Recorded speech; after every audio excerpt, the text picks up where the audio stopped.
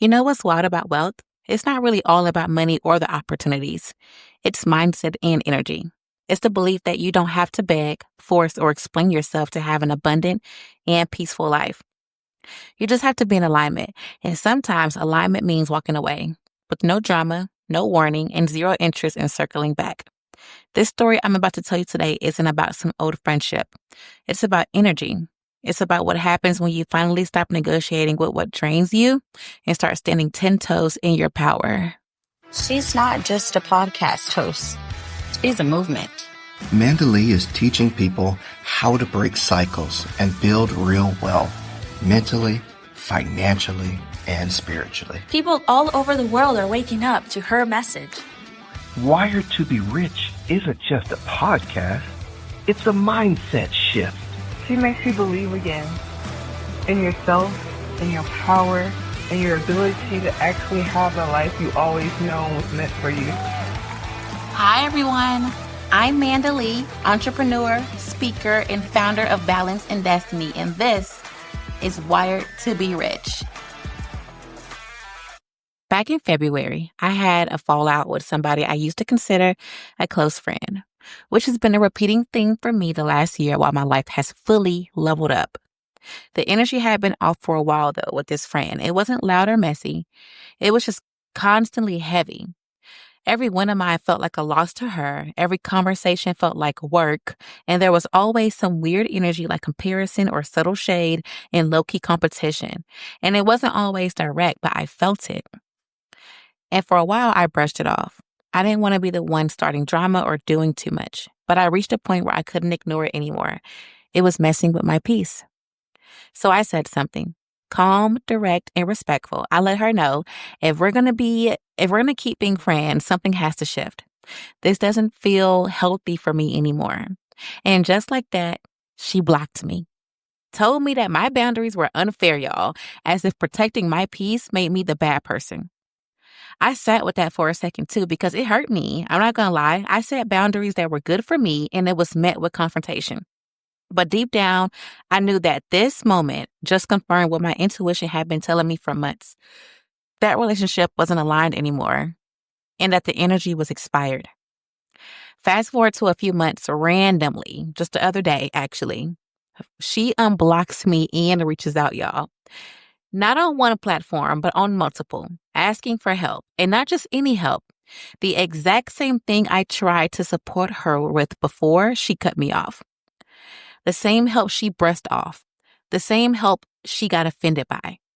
And immediately I was like, yeah, this is a test. It has to be. This isn't growth or healing. This is a reach.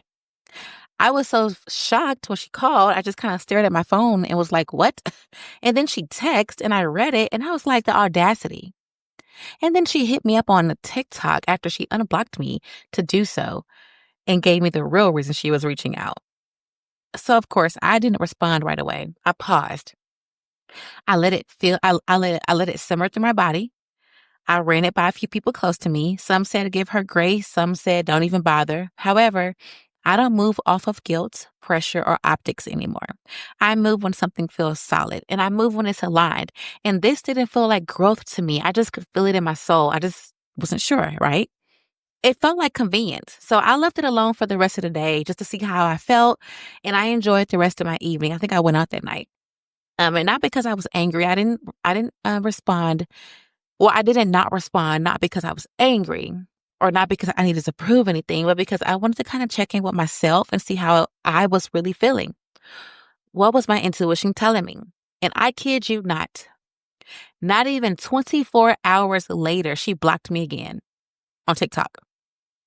That told me everything I needed to know. She didn't come back because she evolved. She came back because she couldn't access what I used to give her for free. And when she didn't get it on her timeline in her way, she exited the same way she entered. Messy, impulsive, and out of alignment. And honestly, I don't even feel anger towards her. I feel a little sad for her. Not because she asked for help. No, that was courageous. But because she still doesn't realize how reckless it is to seek comfort over accountability. She didn't come for reconciliation with me. She came for relief. And when I didn't play into that role in a timely manner, she bailed. That moment reminded me why boundaries are a form of wealth. And this is exactly why being wired to be rich goes so far beyond just business plans and income goals. Anybody can make money, but real wealth, that requires energetic discipline. It requires emotional intelligence. It requires you to know when something's off and to stop entertaining what doesn't match who you're becoming. Because wealthy people don't just manage their calendars, they manage their access, right? They know every interaction costs something. And if it doesn't bring peace, clarity, elevation, or purpose, the answer is no, with love, but still no.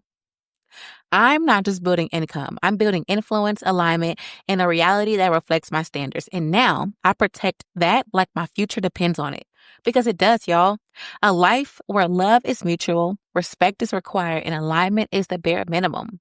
That's the level I'm playing at now with my femininity. Because let's be honest, not everyone who comes back is looking to reconnect. Some people are just hoping you forgot how much you've grown, hoping you'll lower your price, hoping you'll be too kind to remember the closure you never got. But once you've reprogrammed your value, that old door doesn't reopen easily just because someone says sorry. When your energy evolves, so should the entry fee.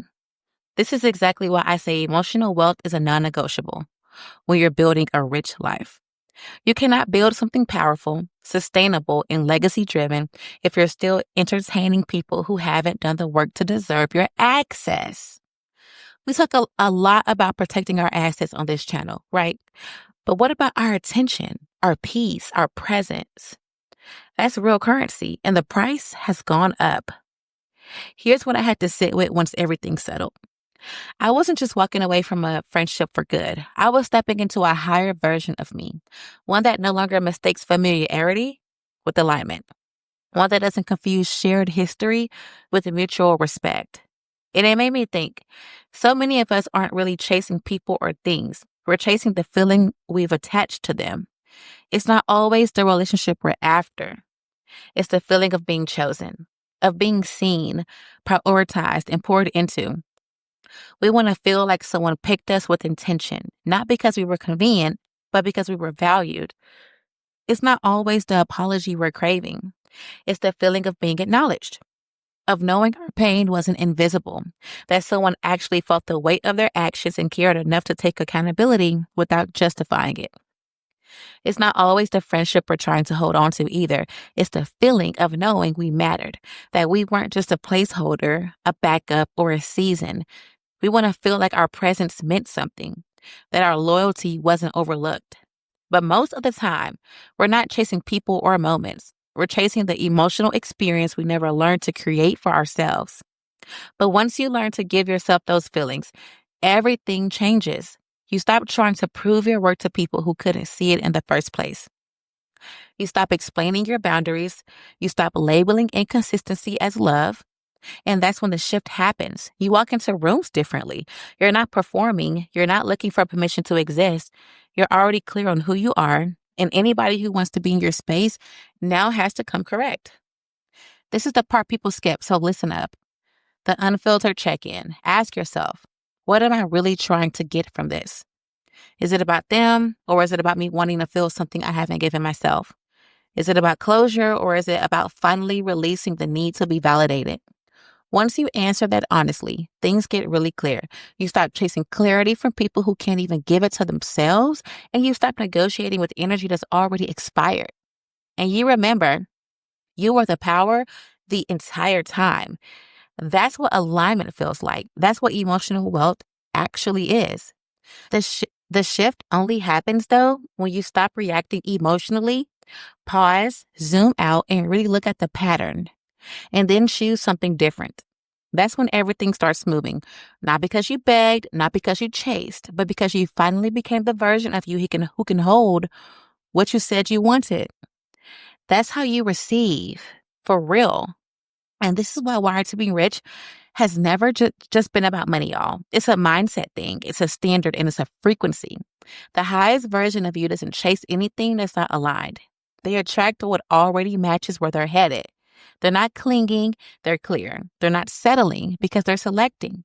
And if you're in that weird in between space right now, not who you used to be, but not fully who you're becoming yet, I need you to understand something. Your power is in the pause. Your breakthrough is in the quiet. The space you're standing in feels uncomfortable, but it's sacred. That's the threshold, and people miss it when they try to rush the process. A big part of growth is learning how to separate with grace. Not every ending needs to be loud. Not everyone who leaves your life is a villain, and not every intense moment needs to turn into a deep wound you keep carrying. Some people were just mirrors. They were there to reflect something, maybe a part of you that you've outgrown, maybe a standard you were finally ready to hold, maybe a wound you needed to stop avoiding.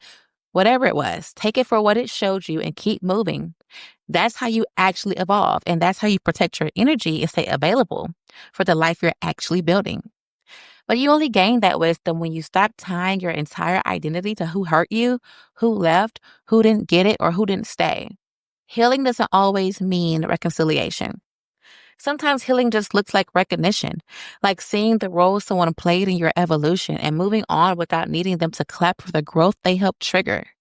Because when you stop tying grand emotions to temporary connections, you reclaim your energy. You begin to understand that endings aren't always failures.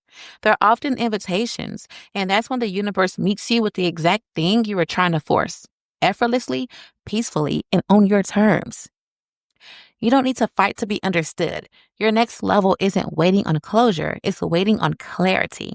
And the moment you choose alignment over attachment, you unlock it. Something else that hit me recently that I can't shake is a conversation I had with someone close to me, and they told me that they had been feeling really heavy lately, like a deep, lingering sadness. They said they were praying, asking God to heal what was weighing them down because they didn't know exactly what it was. And I had a moment of clarity, like, dang, so many people are alive, but they're not actually living. They're just surviving, going through the motions, fulfilling roles, doing what they should. But their spirit has been checked out for a while now. It's like their body is here, but their soul is tired. And I realize so many people aren't lost because they're making bad choices. They're lost because they're chasing things they think they want when it's not even what they truly want deep down. It's what they were told to want, what they think success or happiness is supposed to look like. And what's sad is that most people don't even realize they've been chasing a substitute. They're exhausted, unfulfilled, and confused because the goal was never the issue. It was the misalignment underneath it. I used to live in that reality myself, so I know what I'm talking about here. And listen, I get it. Some people really can't walk away right now, whether it's family obligations, kids, money. Real life is real, but a lot of people can pivot. They just don't realize they have a choice. They've been conditioned into survival so long that the idea of choosing peace or purpose feels fake or selfish or scary. But every single choice you make creates a new timeline. It opens a new door. You're either choosing what you were programmed to want or what you actually desire at your core. And people ask me all the time, well, how do you even know the difference? How do I know what I truly want versus what I think I want? And that's a great question, a big question too. And here's how I break it down. If it feels like pressure, performance, or proving, like if you look at the life that you're building and your first thought is how many other people you're going to make proud, it's probably not yours. If it feels peaceful, even if it's scary, even if no one understands it, or even if nobody ever gives you recognition for it, that's probably it. Because what you actually want doesn't shrink you.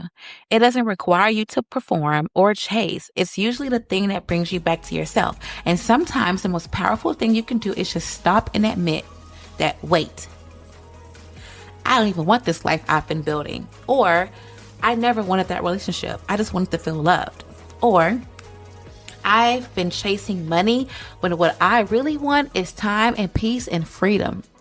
And that level of honesty is when things start to shift. And that's when you start designing a life that actually fits.